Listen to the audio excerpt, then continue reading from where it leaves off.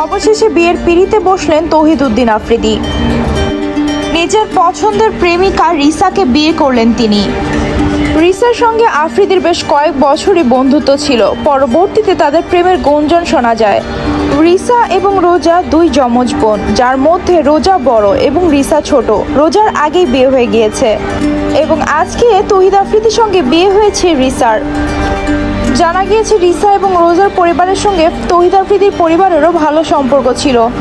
আফ্রিদির বোনের বিয়েতেও রোজা এবং রিসাকে দেখা গিয়েছে। তাছাড়া আফ্রিদির সঙ্গে রিসার বিভিন্ন সময় বিভিন্ন ধরনের ছবিও ভাইরাল হয়েছিল। তবে তৌহিদ আফ্রিদিকে এগুলো নিয়ে খুব একটা কথা বলতে দেখা যায়নি।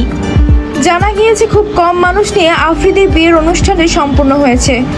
কিছুদিন পর তৌহিদ আফ্রিদি এবং রিসার পরিবার আনুষ্ঠানিকভাবে বিয়ের অনুষ্ঠান সম্পন্ন করবেন। দর্শক, আপনাদের কাছে তৌহিদ আফ্রিদির বোনকে কেমন লেগেছে আমাদেরকে অবশ্যই কমেন্ট করে জানাবেন।